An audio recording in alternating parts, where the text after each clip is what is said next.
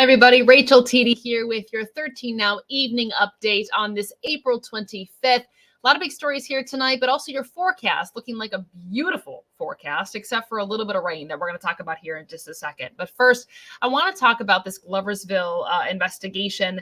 Police are still investigating a body that they found. This was near a creek here in Gloversville. And that's where they say they found 48-year-old James Anderson on Tuesday. We now know that that is the person who they found. He had been missing since July of last year. Now, police have not said if they suspect a foul play here. And please tell News Channel 13 that the location where they found him is considered suspicious. And so that's why they're looking into this, especially a little bit more. His daughter, Megan, who you saw on the screen here just a little bit ago, told us that he was battling an addiction, but he was in rehab and was getting help before he went missing. If you would like to help his family lay him to rest, there is a link to a GoFundMe on WNYT.com. Now, we also have new information here tonight on the Saratoga County chiropractor that was charged in the death of a well-known area Elvis impersonator. Now, according to Ronald Raher's attorney, that's who you see on the left side of your screen, his client had a signed contract with the victim to engage in sexual activity that apparently preceded his death. Local attorney Kevin O'Brien insists his client did nothing illegal. He asserts that the prosecution has no case whatsoever based on the evidence that he's seen so far. 69-year-old Ronald Raher of Milton was in Saratoga County Court today asking for his $100,000 bail to be reduced or eliminated entirely, but Judge Jim Murphy did not allow either of those things to happen.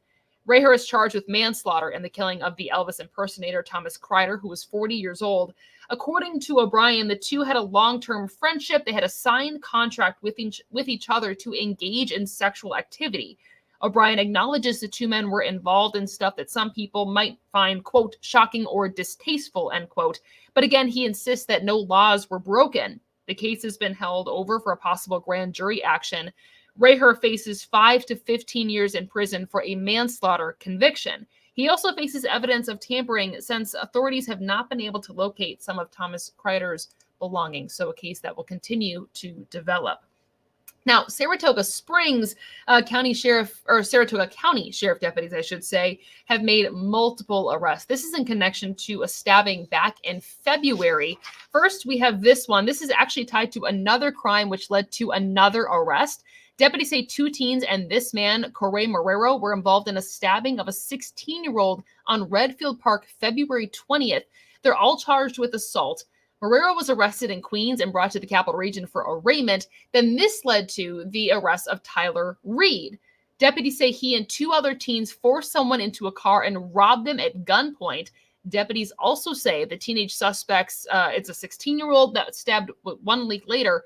Reed and two teens are charged with robbery and kidnapping tonight.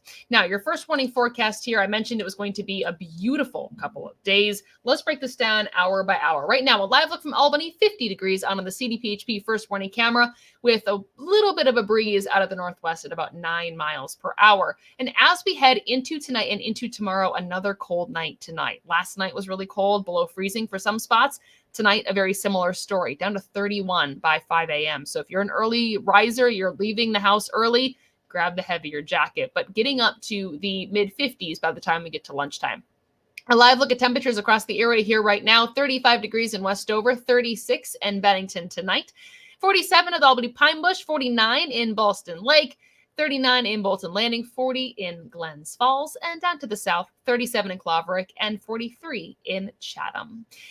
Zooming out here just a little bit, you'll notice no rain across the entire state and much of New England here tonight. We have clean skies, and the next several days are going to be gorgeous. So if you like to play pickleball, get out and get that exercise. Tomorrow's going to be a great day for it, except for the cold morning. But if you bundle up, you'll be fine. Be a little hardy. 35 degrees tomorrow morning, but then we do warm up quickly. 54 by midday, nice and clear, and 60 by the afternoon still with those clear skies.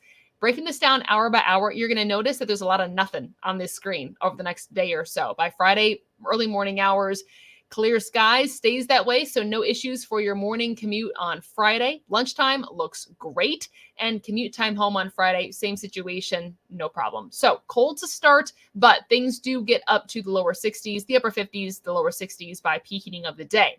Heading into Saturday is when things start to change a little bit. We have clouds that move into the area in the morning hours. By the time we get to the evening hours, so 5 o'clock Saturday night, that's when the rain starts to move back in. I would not cancel any outdoor plans that you have for Saturday, but for the night on Saturday, you might want to grab that rain jacket or just keep your eye on the radar. For tonight, 29 degrees, clear and cold. For tomorrow, again, getting up to the lower 60s, the upper 50s, sunny and very pleasant conditions.